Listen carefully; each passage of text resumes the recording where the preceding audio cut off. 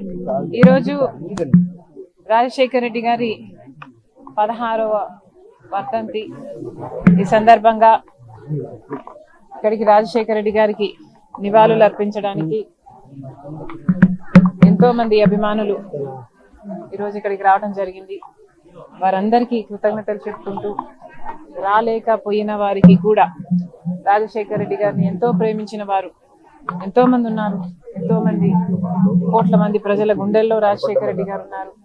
వాళ్ళ ఇళ్లలో దేవుల పటాల పక్కన రాజశేఖర రెడ్డి గారు పెట్టుకున్న వారు ఉన్నారు. ఆయన అద్భుతమైన పథకాల వల్ల లబ్ధి పొందిన వాళ్ళు ఎంతో మంది ఉన్నారు.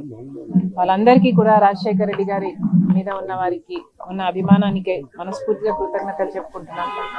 మరొకసారి ఈరోజు మనందరము గుర్తు చేసుకోవాలి రాజశేఖర రెడ్డి గారి అద్భుతమైన జీవితం.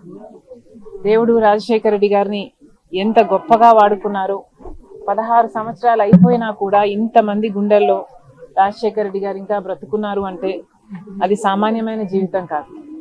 ఆరోగ్యశ్రీ అయినా, రైతులకి ఉచితంగా విద్యుత్ అయినా, ఫీజు రీయింబర్స్మెంట్ అయినా, ఇలాంటి ఎన్నో అద్భుతమైన పథకాలు రాజశేఖర రెడ్డి గారి గుండెల్లో నుంచి పుట్టిన పథకాలు.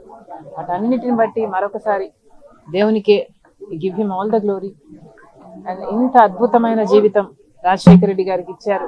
అందును బట్టి ఇంత ఆదరణ ప్రజలు రాజశేఖర రెడ్డి గారికి ఇచ్చారు. అందును బట్టి అందరికీ మరొకసారి కృతజ్ఞతలు చెప్పుకుంటూ, మరి ముఖ్యంగా రాజశేఖర రెడ్డి గారు చనిపోతే ఆ బాధను భరించలేక, ఆ నిజాన్ని జీర్ణించుకోలేక ఆయన వెనకాలే దాదాపు 700 మంది వాళ్ళ ప్రాణాలు వదలటం జరిగింది.